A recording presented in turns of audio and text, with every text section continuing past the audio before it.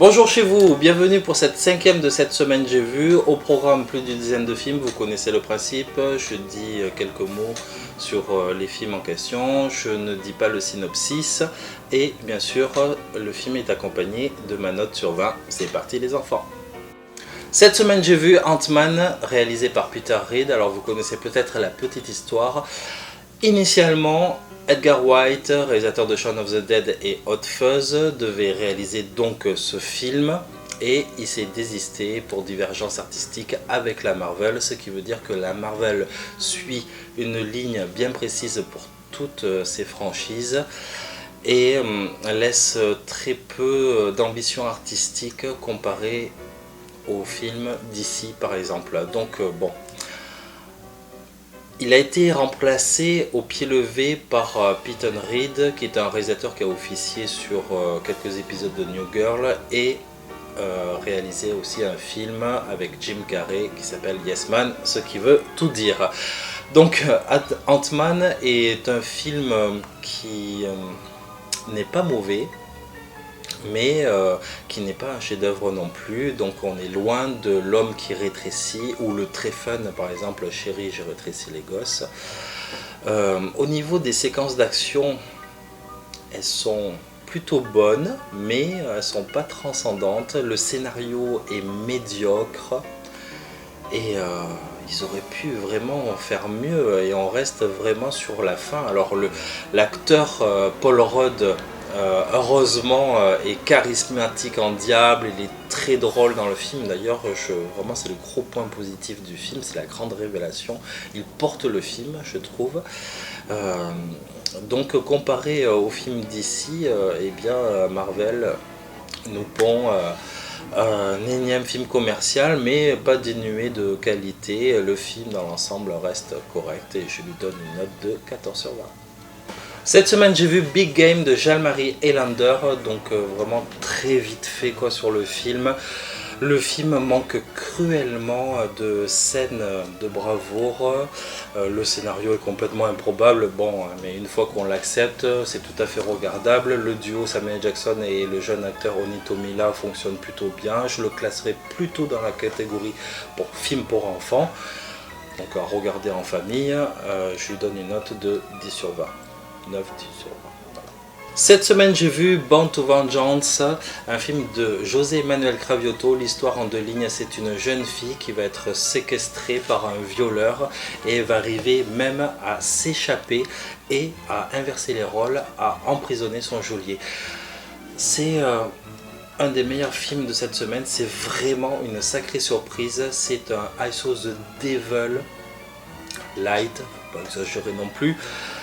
Une bonne baffe cinématographique catégorie B qui va vous laisser vraiment sur le cul tellement que la fin est à couper le souffle. Donc sacrée bonne surprise, haletant et bourré de rebondissements. Un film qu'il faut absolument voir, Bound to Vengeance, et ma note est de 18 sur 20. Cette semaine j'ai vu Cendrillon 2015 réalisé par Kenneth Branagh. Au début je voulais pas du tout voir ce film pour 2 raisons. Le trailer ne me donnait pas envie parce que ça racontait rien d'original. Et puis Kenneth Branagh, il a perdu de sa superbe depuis qu'il a arrêté ses adaptations de William Shakespeare. Je l'ai perdu depuis ce jour-là. Eh bien je me suis trompé, cette adaptation est juste sublime. Pas au niveau du récit parce que ça change pas d'un poil et c'est franchement ça le tour de force, c'est d'avoir une réalisation impeccable et un casting où il n'y a rien à redire. Lily James incarne parfaitement Cendrillon, plein d'innocence et de tendresse. Et le rôle lui sied à merveille comme sa pantoufle de verre. Je pense à 2 scènes magnifiques. Les scènes avec la relation avec son père sont extrêmement émouvantes et bien sûr la grande scène de bal pleine de légèreté et de romantisme. Alors on tombe jamais dans la mièvrerie, ça touche toujours juste au cœur. Et la musique de Patrick Doyle sert à merveille ce film qu'il faut absolument pas manquer. Et ma note est de 16 sur 20. Cette semaine, j'ai vu Divergente 2, l'insurrection du génial réalisateur Robert Schwenke. Vous savez, il a pondu ce méga chef-d'œuvre R.I.P.D. Brigade Fantôme. Bon, je déconne, hein. LOL. Plus sérieusement, les dystopies pour les ados ne me déplaisent pas. J'aime bien Hunger Games et j'avais moyennement aimé le premier Divergente. Enfin, je le trouvais médiocre mais regardable quand même. Mais là, cette suite, elle est catastrophique. Hein, mais alors à tous les niveaux. Déjà, l'actrice principale, Shailene Woodley, elle joue vraiment très très mal. C'est affolant. Il n'y a aucune direction d'acteur. Les décors sont laids, la réalisation est plate, en plus ça repompe les scènes de Matrix, de Ghost in the Shell sans donner d'intensité dramatique ni d'originalité, etc. Je serais tenté de dire que les effets spéciaux sont old school, mais même il y a des effets spéciaux old school qui sont vraiment très bons, et là vraiment je trouve ça laid, on dirait un mauvais téléfilm, pas téléfilm, une mauvaise série des années 70. Voilà, donc c'est vaut mieux regarder V, qui était une série excellente dans les années 80, mais V, bon, il y avait du contenu, même si les décors, les effets spéciaux étaient cheap, il y avait au moins du contenu, mais là il n'y en a pas. Ben, j'espère pour les fans, parce que moi j'ai pas lu les livres, mais j'espère que pour les fans, vous y retrouvez pas dans ce film et que les romans sont 100 fois mieux que le film, hein, parce que franchement, si vraiment vous aimez ce film en tant que fan des romans, ben, les romans ne doivent pas être très bons. Enfin bon, chacun ses goûts, son avis et puis sa grille de lecture. En tout cas, ma note est de 0 sur 20. Cette semaine, j'ai vu Dragon Blade, réalisé par Daniel Lee avec Jackie Chan, John Cusack, Adrien Brody et Laurie. Oh oui, Laurie. Donc ce n'est pas si nul que ça, mais ce n'est pas génial non plus. On va commencer par le gros côté positif du film. C'est une scène spectaculaire qui dure une dizaine de minutes, qui se passe dans un village. C'est un arrow fight extrêmement impressionnant qui monte en intensité en plus dramatique. Et c'est rien que pour cette scène, il faut voir le film. Mais pour le côté positif, que dire de plus? Une belle photographie et c'est tout. Pour les côtés négatifs, l'histoire est vraiment à dormir debout, trop simpliste, trop naïve, et puis en plus les acteurs sont vraiment en surjeu. C'est hallucinant. Je crois que j'ai jamais vu de ma vie Adrien Brody et John Cusack jouer aussi mal. Alors peut-être que c'est dû aux grosses productions Made in HK où il faut faire pas beaucoup de prises, où ils ont eu très peu de temps pour se préparer, j'en sais rien, mais alors c'est leur pire performance cinématographique de leur vie, ça c'est clair. C'est un projet que j'attendais vraiment avec impatience, parce qu'au début on nous promettait Mel Gibson versus Jackie Chan, et puis Mel Gibson s'est désisté, et franchement ça aurait eu de la gueule, hein, deux acteurs comme ça, mais vu le scénario moisi qu'ils nous ont pondu, là franchement je comprends son désintérêt total quoi, au film. Donc ce qui est drôle, c'est que la seule qui s'en sort bien dans le film, c'est Laurie. Alors tout est relatif, hein, bien sûr, elle a que deux pauvres scènes où on l'aperçoit, mais elle a une certaine présence. Alors c'est pas moi qui vais la juger sur son anglais, mais affaire à suivre. Et ma note du film est de 8 sur 20. Cette semaine, j'ai vu Grizzly de David Hackle. Alors le film avait tout pour me plaire, l'affiche ultra badass, un casting étonnant et le trailer qui me donnait envie. Et malheureusement, ce faux survival horror n'a pas été à la hauteur de mes attentes, parce que déjà d'une, la tête de l'ours, bah, il est trop mignon. Et ouais, ok, il est grand, mais on n'a qu'une envie, c'est de partager un pot de miel avec lui. Bon, sinon, bon, la profondeur psychologique des personnages frise le néant. Les séquences d'action sont mal shootées, en plus, sont rares et mal shootées. Les 10 dernières minutes ont retenu un peu mon attention, mais ça suffit pas pour sauver ce naufrage qu'est ce film. Donc je lui donne une note de 0 sur 20. Allez, 1 sur 20 parce que la tête de l'ours elle est vraiment très mignonne. Cette semaine j'ai vu If You Love Me de Josh Lawson. Il y a des films comme ça qui sortent de nulle part et qui sont de véritables bijoux. Et If You Love Me en fait partie. C'est la comédie romantique de l'année, la réalisation ose des choses, ça parle de sexe intelligemment, porté par des comédiens extraordinaires venus de nulle part, je ne les connais pas personnellement. Et il y a une scène dans le film, la scène finale, qui dure vraiment, je dirais 20 minutes, qui se repose sur un concept original et de dingue qui vous fera passer par de grands rires à de l'émotion à l'état pur. Ce film est un véritable bonheur et ma note est de 18 sur 20. Jetez-vous dessus. Cette semaine, j'ai vu Insidious chapitre 3 réalisé par Leigh Whannell, le complice scénariste de son pote James Wan. Alors, pour résumer vite fait les choses, c'est moins nul que Poltergeist, mais c'est pas transcendant non plus. Pour le côté positif, je dirais la mise en scène. Leigh Whannell instaure une ambiance, une atmosphère, il prend son temps. C'est vrai qu'il copie-colle un peu la réalisation de James Wan, mais bon, je trouve que c'est plutôt un bon exemple et il vaut mieux ça que de prendre exemple sur la réalisation de Luc Besson ou encore pire d'Alan Taylor. Le scénario rafraîchit pas mal la franchise puisqu'on revient aux origines, donc ça c'est un très bon point, mais sinon ça s'arrête là. Et au niveau des côtés négatifs, les décisions des personnages surréalistes, les quelques rares scènes flippantes, et je mets flippantes entre guillemets parce que franchement c'est pas si flippant que ça. Dans l'ensemble, le film avait du potentiel, mais le scénario est trop creux et encore une fois reprend les codes de ce qui a été fait auparavant et il n'y a pas d'originalité. Et ma note est de 7 sur 20. Cette semaine, j'ai vu La Isla Minima de Roberto Rodriguez, père et fils. Non, ça n'a rien à voir.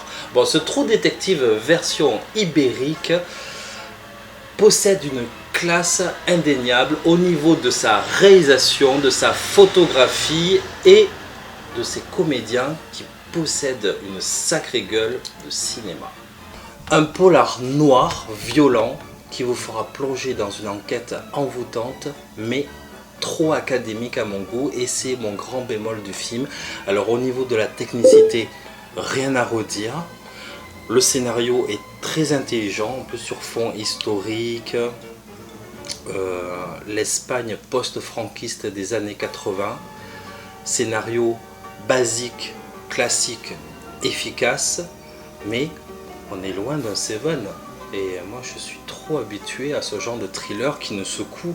Là il y a pas mal de longueur dans le film, la fin est prévisible et ne secoue pas assez et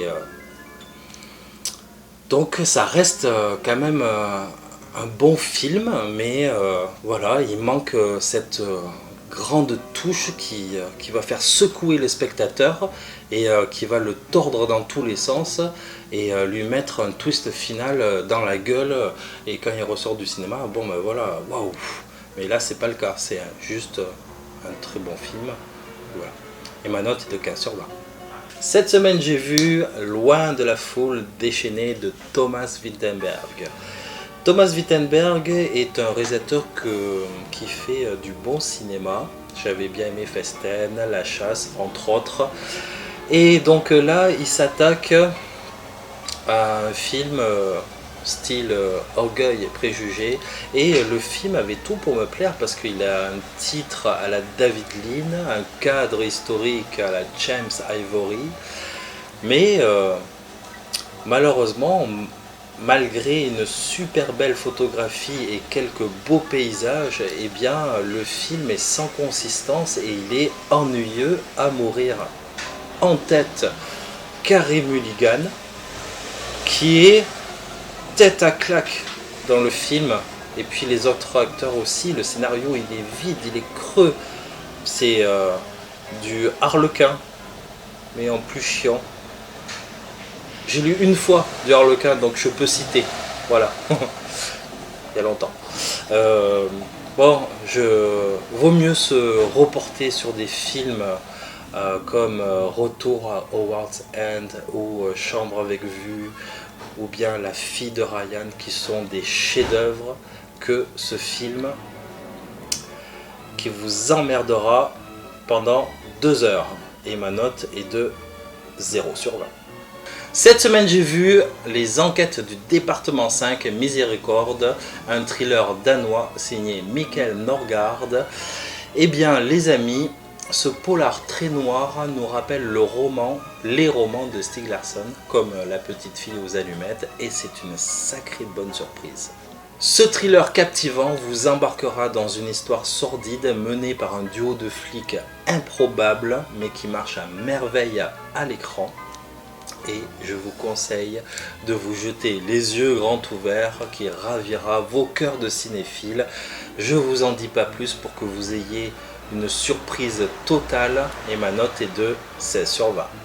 Cette semaine, j'ai vu N'importe qui de Raphaël Friedman avec Rémi Gaillard. Alors un petit mot sur Rémi, que j'ai connu personnellement. On a fait la fête ensemble. Je suis de Montpellier, on a des amis en commun. Donc bon, là ça fait très longtemps que je l'ai pas vu. J'ai même perdu de vue, et je sais que c'est quelqu'un de très gentil qui est parti de rien pour en arriver là maintenant. Donc avant, quand je le connaissais, il était au RMI, et maintenant on connaît tout son succès, et rien que ça, il a toute mon admiration, et en plus tout ce qu'il fait sur YouTube c'est vraiment drôle. Donc et même j'ai réalisé une vidéo pour lui que vous pouvez retrouver sur son site. Je lui fais de la pub alors que c'est lui qui devrait m'en faire avec ses millions de viewers. Bon bref, donc je vous dis la vérité, sur le film est vraiment très mauvais. Les acteurs jouent mal. Et même Rémi le reconnaît, il s'est excusé auprès de son public parce que c'est pas du tout l'orientation qu'il voulait. Il avait une divergence d'opinion avec son réalisateur.